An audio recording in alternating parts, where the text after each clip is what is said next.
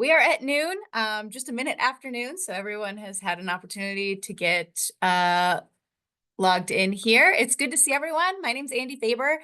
I am the director of the New Faculty Institute and recently found out that I'm going to be an associate professor of Spanish in the Department of Modern Languages. So I am here today as a guest host and presenter talking about attempting assessment in the age of AI. We're going to get started with a land acknowledgement. If it works, I'm having a little bit of trouble with my sound, so I'll see. I'll see if I can get it to go. Let's see. Give me one moment. All right. Does everyone see that? Okay. Great. And I shared my sound. We'll see if it works.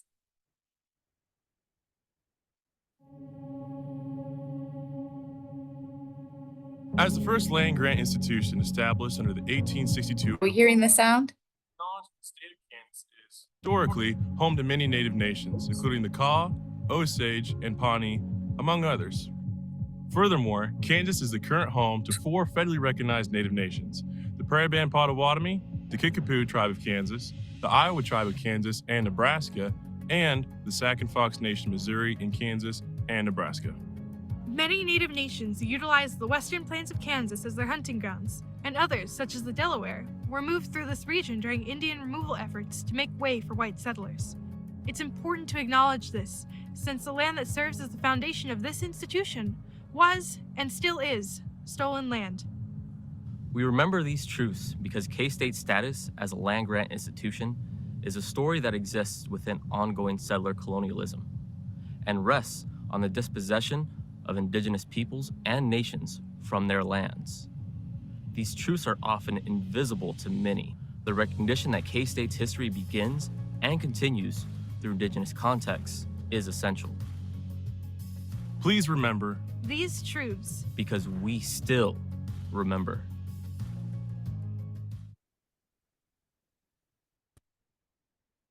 Okay. So let's see. I am going to now let you all know. Many of you probably already know that this is an event that happens every week. You can see that I'm the guest host, and so I'm a little clunkier at this than Don and Ashley, who have their spiel down. But you can, if you are interested, become a TLC fellow or earn a certificate by attending a number of these events. I believe the number is 10. Information I just dropped in the chat on how to get a TLC certificate or become a TLC fellow. Those are excellent options. I also have for you all a post-survey event that I will drop in the chat now.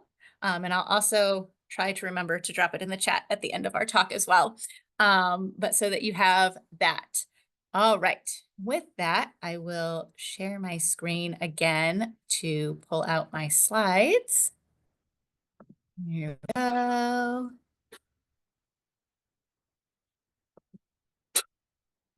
Okay. What happened here?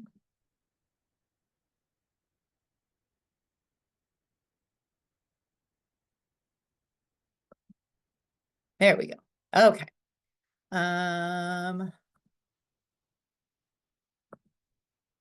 It has been just long enough since COVID that I have gotten rusty at how to navigate Zoom in presentation mode.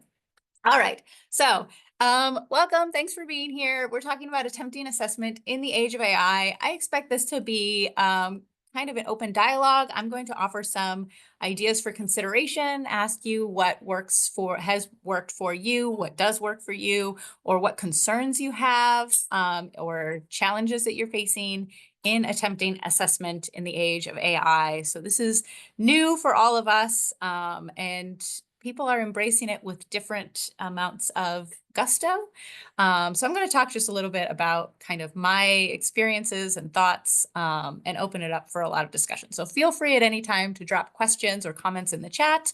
I'll be monitoring that. You can also feel free to unmute yourself and ask questions or chime in at any point. All right. So I'm going to start by asking if you would like to share in the chat about what brings you joy. And this could be anything. For me, I love 1970s crime shows like Columbo, Rockford Files. Those are things that bring me joy.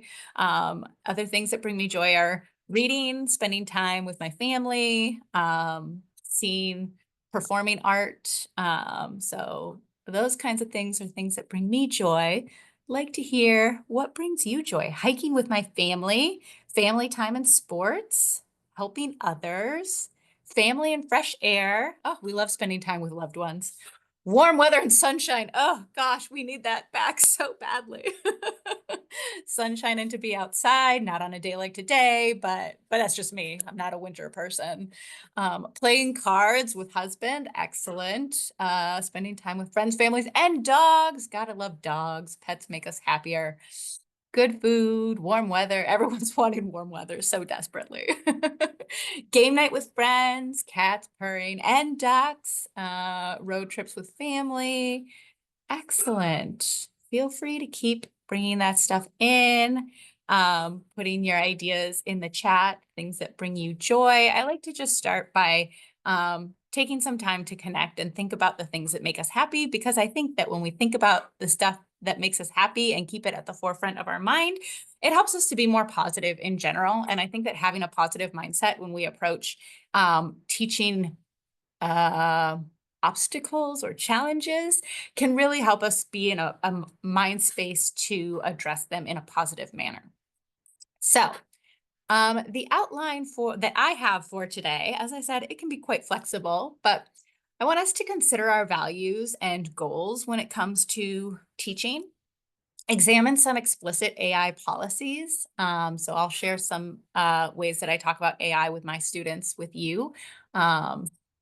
Discuss assessment practices, different ways that we can assess student learning, and explore some evaluation procedures. And there will be plenty of time for discussion and comments and questions along the way.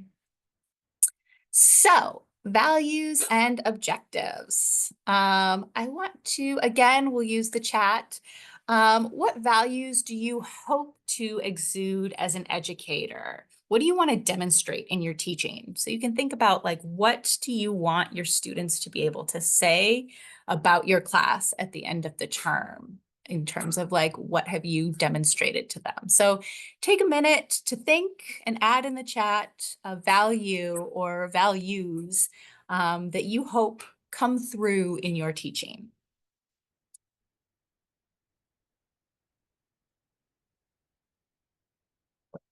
Empathy, curiosity, growth mindset. Yes. Passion about the material.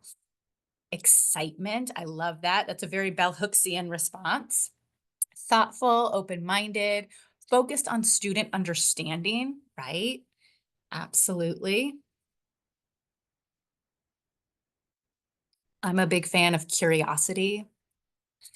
Meaningful, long-term impact. Yeah, beyond the classroom, beyond just like the semester. Relationships that cultivate a community of learners and thinkers. Passion, empathy, lifelong learning. I'm so there with you.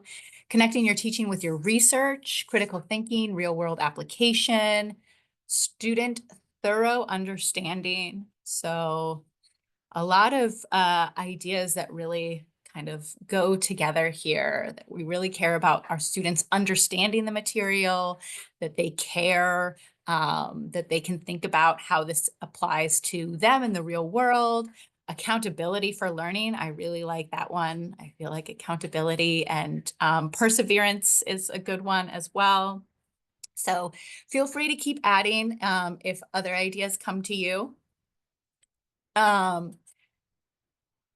So then those are our values. And now thinking about the courses that we teach, we all come from different backgrounds, we have different subject matter. So wondering what kind of knowledge, competencies, and values do you want your students to develop in your classes? So this can be information that you hope that they learn develop in class. What skills are they developing with your courses?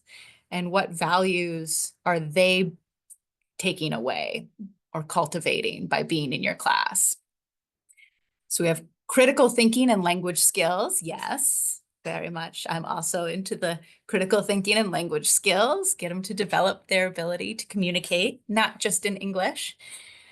Challenge current understandings. Yes, thinking critically again, thinking about ways that they understand the world, the ways that society understands the world. Communication skills, both written and verbal, especially in social interactive contexts. Yes, critical thinking skills and study design. Ooh, yeah, thinking about how you're going to solve a problem. Curiosity, collaboration, critical thinking, communication, and confidence. Ooh, a lot of C's there, very alliterative, Beth. Adaptability and active engagement. Yes.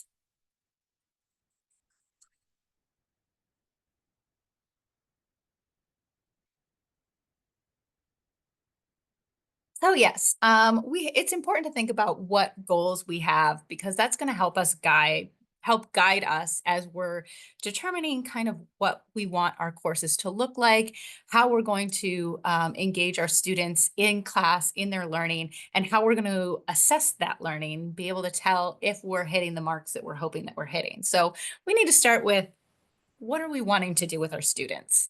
And I think it's really helpful to have these goals start very broad and far reaching, and then get into like, what are the very specific things in my class that I want my students to be able to do that looks at more of the like content. So I want students, I'm teaching a course on bilingualism and cognition this semester.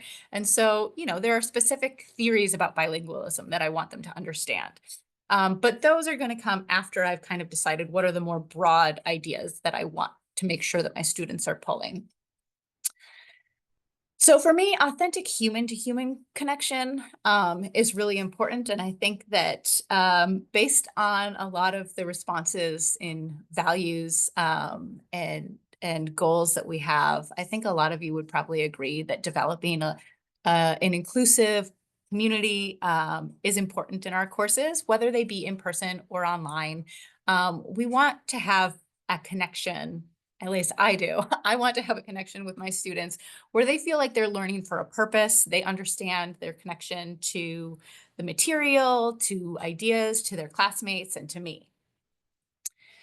So with that in mind, I like to consider my course policy on AI. I want my course policy to be in line with what my values are. And so for me, I think it's really important to have a conversation with students about this, to not just have like a policy, this is the policy, AI is allowed, AI isn't allowed, whatever it may be, and leave it at that, but to really open it up for discussion. So I think your AI policy, when it's a really good policy, it should reflect your values and objectives as an educator.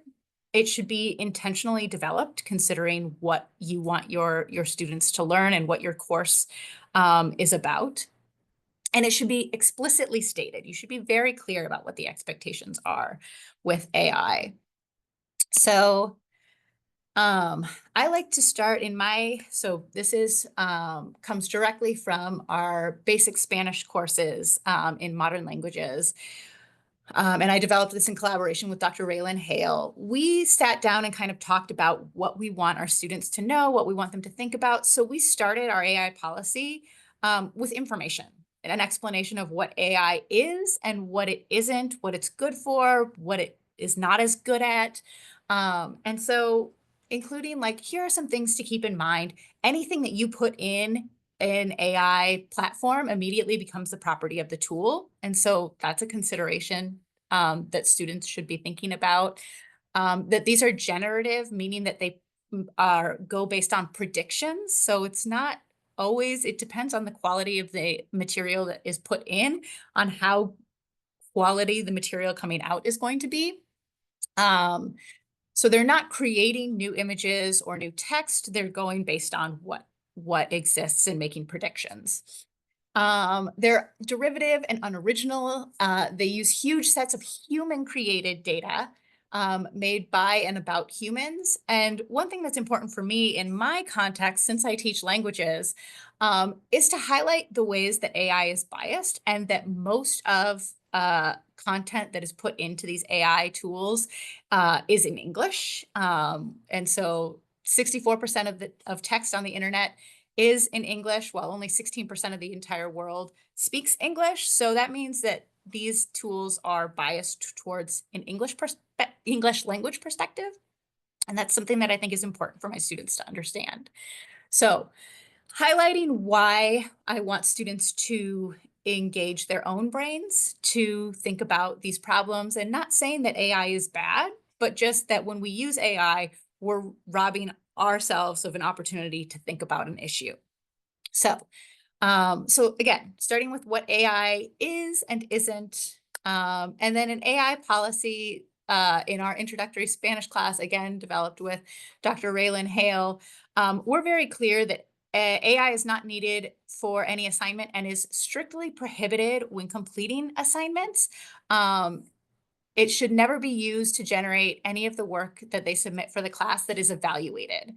So, however, we do allow AI for image generation or design for visuals. So any element that is not an evaluated portion of the course, they can use AI to generate. So in this case, images are the things that we don't evaluate. So if they would like to generate an image to go along with a presentation or some kind of creative project, they're welcome to do so. But we also give them the information of how to cite AI use. And so providing students with tools of how to use AI in a more responsible and ethical manner.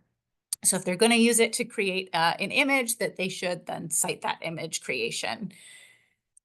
So we have that link. So then I think that the other piece of this that's important is opening up for reciprocity. So in that spirit, again, Dr. Raylan Hale and I, we spent a lot of hours in conversation about how to address AI. And we both decided that we wanted to come up with a pledge, right? This way to say, like, I'm going to pledge that I am not going to use AI to evaluate your work. And in response, I would hope that you're pledging, by staying in this course, you're pledging to not use AI to generate your work. And then in the first day of class, I have students engage and talk about this policy. I have them read it, talk about what questions they have, what concerns they have. I talk about my perspective towards it, what my concerns are, ways that I think it can be useful. What I will say is that the first day of class this term, I gave them this pledge. I said, I pledge that I'm not going to use AI to evaluate your work. And I was a little bit surprised to see that there was a visible reaction in my students in the room. So they kind of went like, oh, good. Yeah, thank you. We appreciate that. I highlighted that because I don't have permission, they haven't given me their permission to put their material in AI. It would be unethical for me to put their coursework in AI. So thinking about those ethical issues for the bilingualism and cognition course that I'm teaching, one of our objectives is to read complex texts in English and Spanish, read and analyze complex texts. And so I pull out that objective and say, so if you're going to put a text into AI to have it summarize what the text says, you're not developing this skill that is one of the objectives for the course. I also highlight that when they put these other texts that they did not produce into AI platforms, that can potentially be a copyright infringement because they did not produce that work. And at best, it's maybe just unethical. So I found that having this conversation with my students really, there was like I said, like this almost relief. They felt like, oh my gosh, we're having someone talk to us about like the pros and cons and what this is and what this isn't. And so I think that engaging with students and being real about what your expectations are and why goes a really long way, beyond just like, don't use it or you can use it, but having some explanation about what your beliefs are and how you're going to engage with them. So I'll pause here for a minute. Are there questions or ways that you engage with AI or talk to your students about AI? You can feel free to put a comment in the chat or unmute yourself and talk about ways, policies that you have maybe for your course that make sense for the course that you're teaching.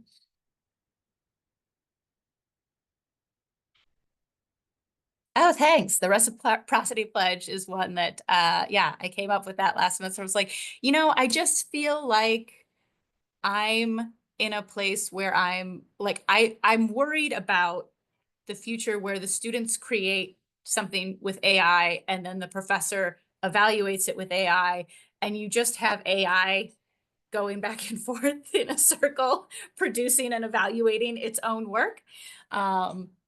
So yes, that is something that I think that also students agree that they don't want that. I put my AI policy in my syllabus. The pledge is a page on Canvas. So in my modules, the first module on my Canvas page is like course information, where I keep the syllabus and other things. And in there, I have my AI pledge to them, and it's written like that, dear students.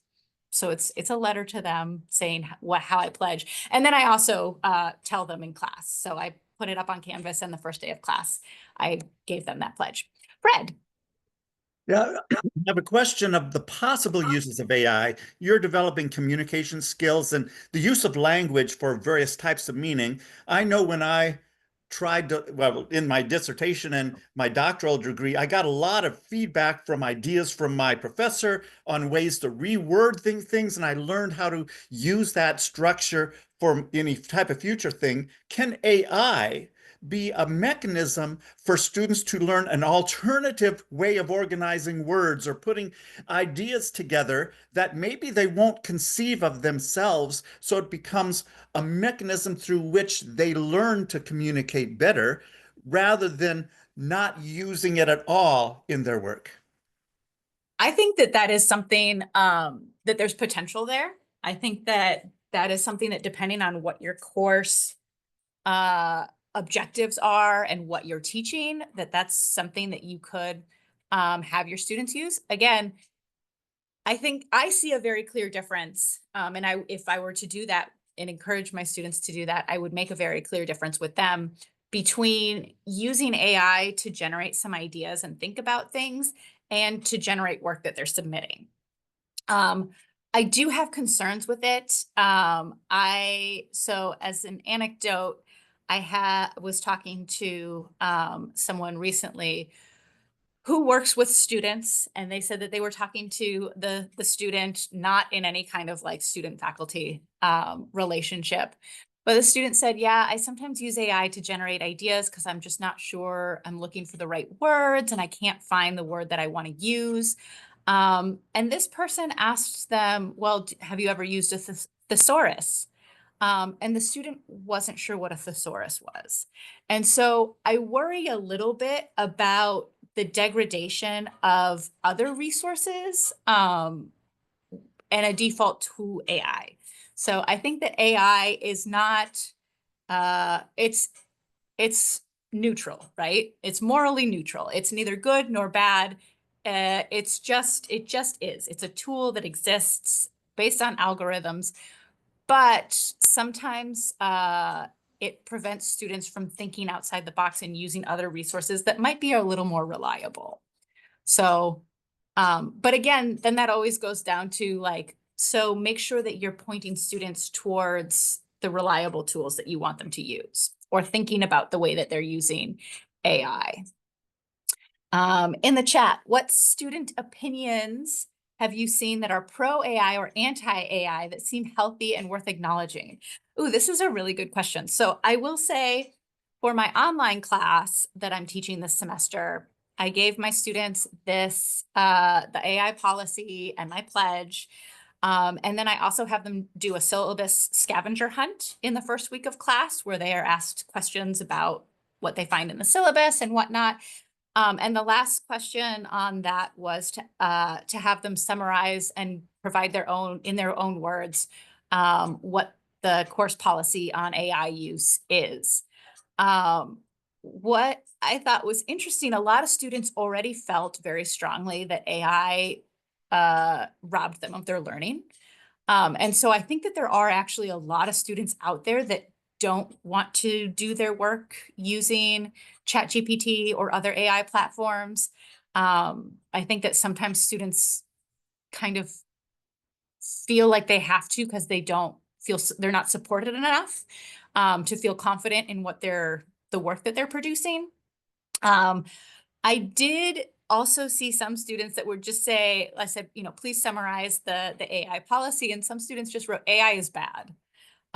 Which I thought, did you read my AI policy? Because I'm curious what portion of the AI policy is that's what the takeaway is.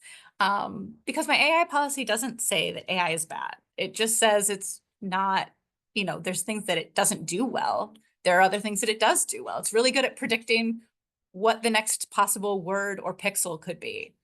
But so I think that, but I would say overall, I think that students are interested in AI and what it can do and ways that they might be able to use it productively.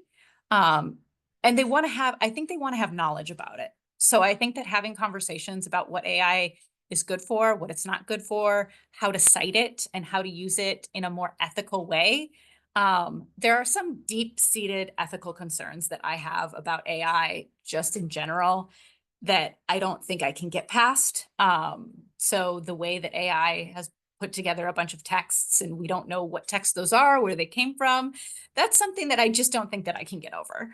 And I can't fully square that, which is my big concern with AI.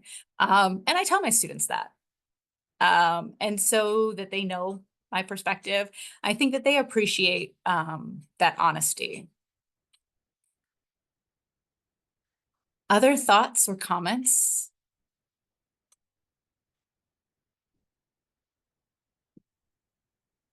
All right. So I said we're talking about assessments, and so let's get to that. So far, I've just talked a lot about AI.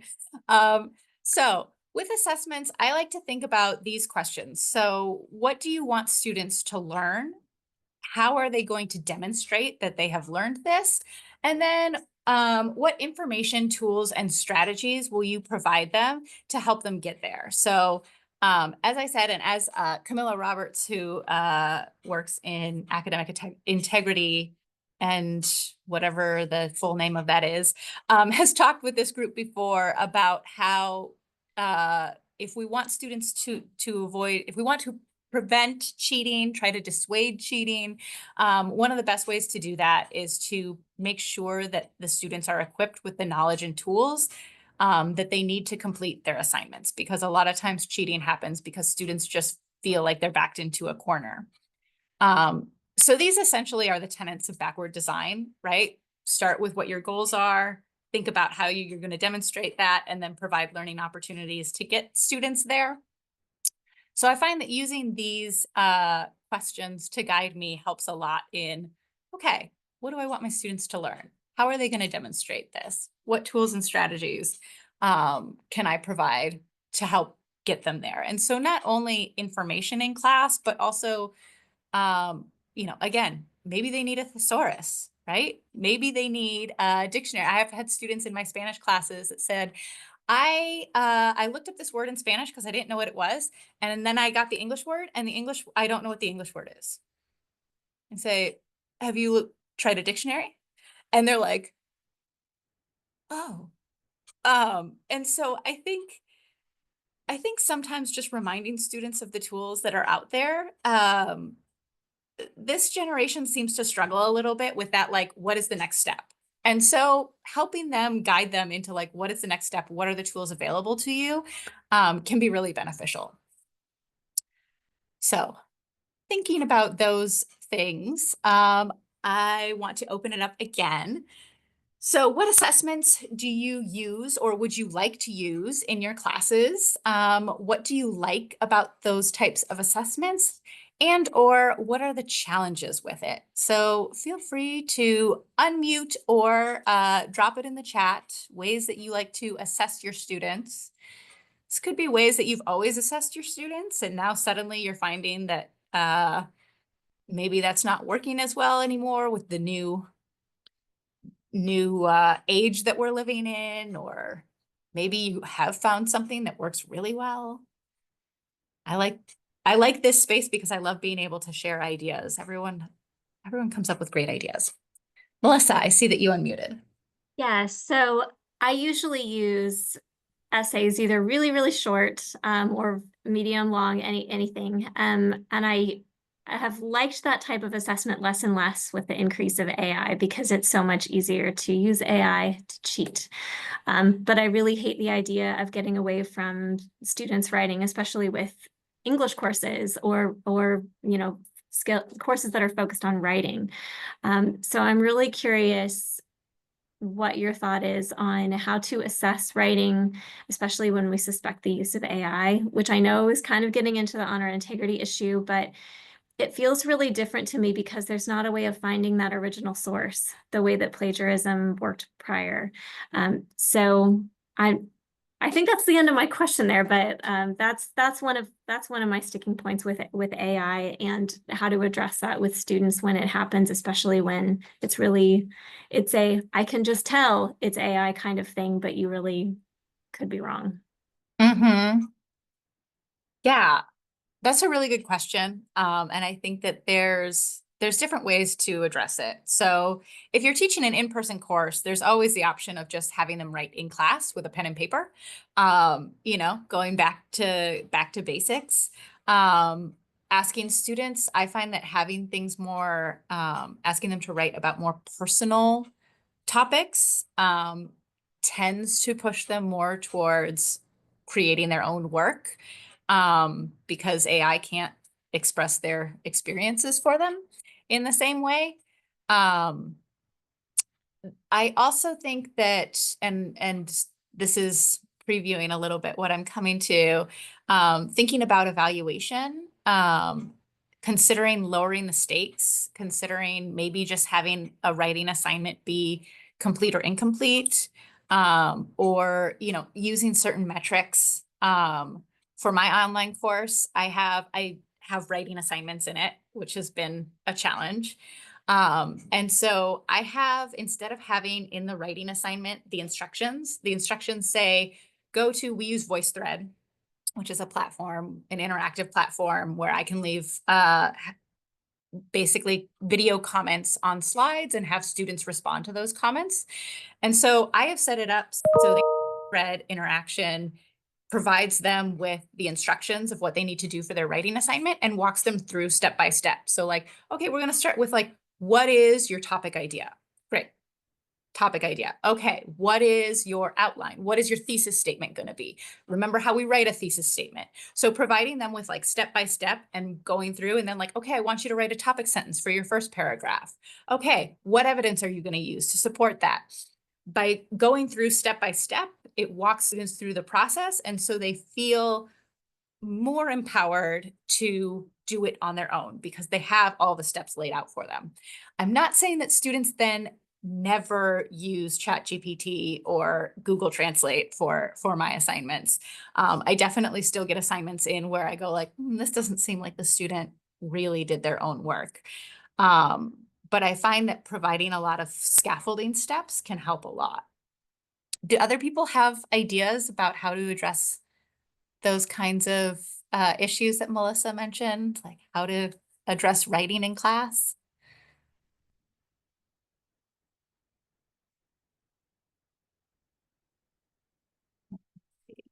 Go into the chat again. Whew. Let's see. So we typically use online multiple choice assessments in biology, but I don't particularly think it works very well to gauge the depth of understanding for students. It's more if they know it or not, rather than how well they can apply a concept. Yeah, I mean, sometimes, I mean, you always have to go back to what your objectives are. Sometimes just like, are you able to identify what the content is can be useful. I wouldn't recommend that being the only assessment, but yes, and also if you have a large classroom, essay-based assignments are challenging. You can always consider having students analyze something, or it depends exactly on how. Jack, do you mind including how many students you're talking about? How large are we talking about with a large class?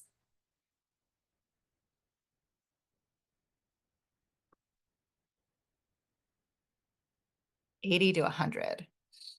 All right, yeah, so it kind of depends on how much, this is where also like short assessments can come into play. So rather than having a lot of questions, maybe having a short assessment. I have some additional ideas on the next slide. I'll provide some additional thoughts. I'm going to go through a few more of these. I use short quizzes, reading reactions in person and online, scaffolded term projects, starting with face-to-face meeting with each student. So that can be really useful for smaller classes. Again, if you have a class of 100, probably face-to-face individual meetings is less practical. My assessments are typically very reflective and personalized and are designed to make student thinking visible to me. Yes, I like that a lot. I do not use traditional forms like multiple choice, true, false, etc. Examples of my assessments are one-pagers, combines visual and verbal linguistic elements to share their learning on a topic. For my final, they have to answer my overarching course question and include their philosophy on teaching, specific content, their biggest takeaways from the course, instructional strategies they want to use in future classrooms, etc. I use a lot of formative assessments in class. However, the challenges of these is the time it takes to evaluate them, for sure. Yes to all of that. I do like thinking a little bit more outside the box and creatively. So I have asked students to come up with a visual representation of a concept that we've seen in class. Finding some kind of metaphor for concepts can be a great way to assess student learning. Again, nothing is going to be fully like AI proof, or, there are always going to be students that mail it in and find ways to cheat, no matter what kind of assessment we do. That has just been going on since the dawn of time. But finding ways for the students, like I said, so many of our students really don't want to use AI. They really do want to engage and learn meaningfully. So finding ways to make sure that they have those opportunities can go a long way. Let's see. Okay, so I'm going to go to the next slide. So some considerations. So as we've been discussing here, personalized applications. So having students think about the ways that they would use certain concepts or ideas or whatever, making it personalized in some way helps to get students to engage more authentically and not rely on AI tools. Having in-person tasks if you have an in-person course. So again, with writing, maybe having an exit ticket where they write something short at the end of class and you guys kind of get to see what they're producing. Kahoots is also a fun way. Yeah, you can do like short little informal assessments. Paired Zoom tests. So this kind of goes with what Beth had said about making thinking visible to the instructor. When you have them paired and on Zoom, this would be for like more often for an online course to pair students up and have them work together on some type of assessment where they have to talk it out how they're going to answer questions. That allows you to see their thinking and get a sense of kind of their strengths and areas where they need to improve. A variety of low stakes check-ins throughout the semester can be really valuable, or projects that have multiple steps along the way. So breaking things up into smaller chunks and having them not be worth a lot of points can help a lot in kind of alleviating some of the stress that pushes students towards using AI tools when they're not really wanting to. Analysis activities. So this can also be like where you give students a test with the answers and you ask how they got those answers. How would you get to that answer? Or giving them some kind of text and having them analyze features of it or analyze a case study, something where they're doing some analysis. Again, if I were doing this with a larger class, having just a short one so that you're to cut down on that grading so that you're only responding to one question per each student rather than a huge exam could go a long way. Making thinking transparent, being creative. My students report scholarly articles in teams and provide a reaction from their own point of view and how it relates to the course objectives. That's great. So having students, I think that asking students to reflect and have their own reaction. What do they think? How does it connect to their experiences? I do this a lot with my bilingualism class. Since my bilingualism class is taught in Spanish, all my students are bilingual in at least Spanish and English. And so asking them like what they've noticed in their own experiences that relates to course topics can be really influential, helping them to kind of solidify like, oh, I never understood why I did this before. And now I see that this is actually like a thing. Or I think that can go a really long way in helping students solidify and make sense of the information that we're giving them. Other ideas of assessments that you could use or anything that has worked or hasn't worked in your experiences?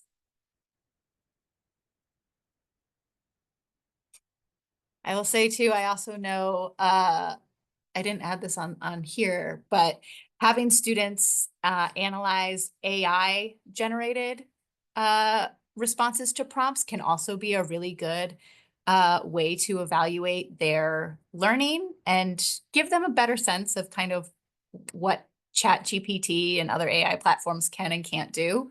That can be a great way to incorporate AI in a way that is a little bit more ethical, allows students to use it and be familiar with it without having it be something that they're using to produce their own responses.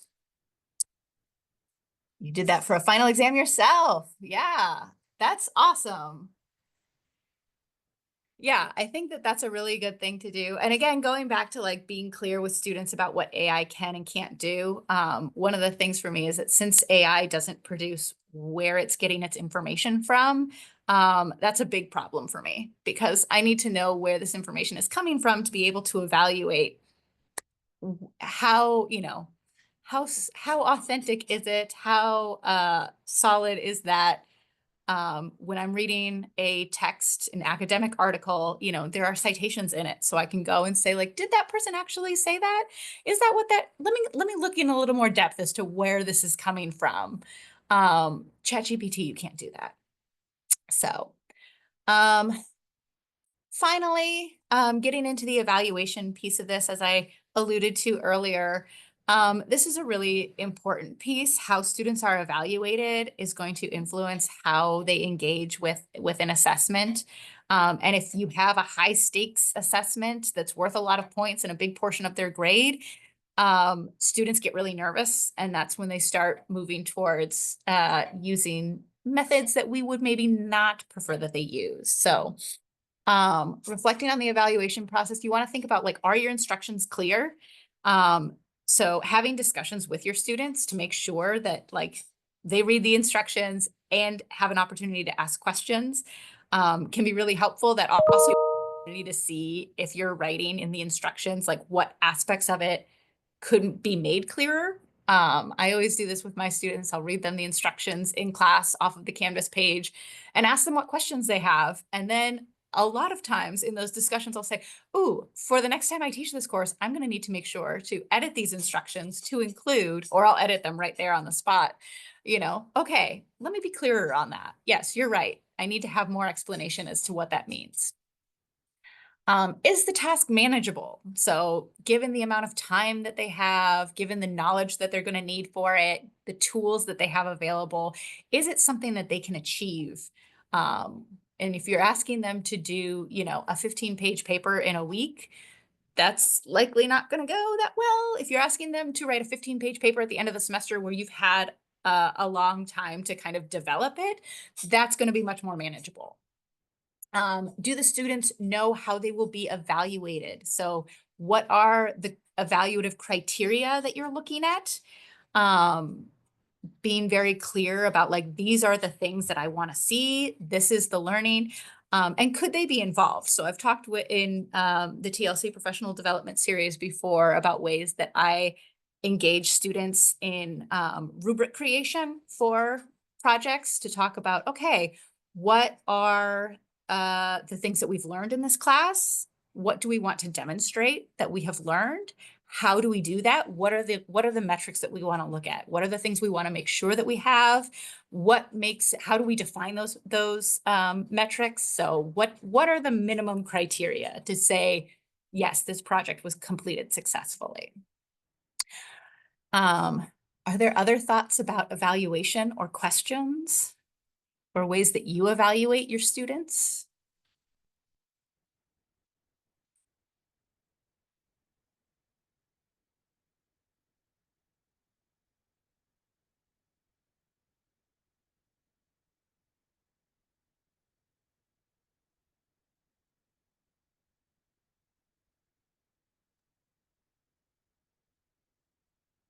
So I'm not I like to do a lot of peer review, which I know, Andie, that's something that you do as well. When I have written work and after the rubric is shared with students, or if they help to develop it, for them to evaluate each other's work and provide that feedback, I find they're often tougher on each other than I am on them, especially if we talk as a group about what do you want from your peer review partner or your workshop partner? Do you want a bunch of compliments, or do you want them to really pick at you?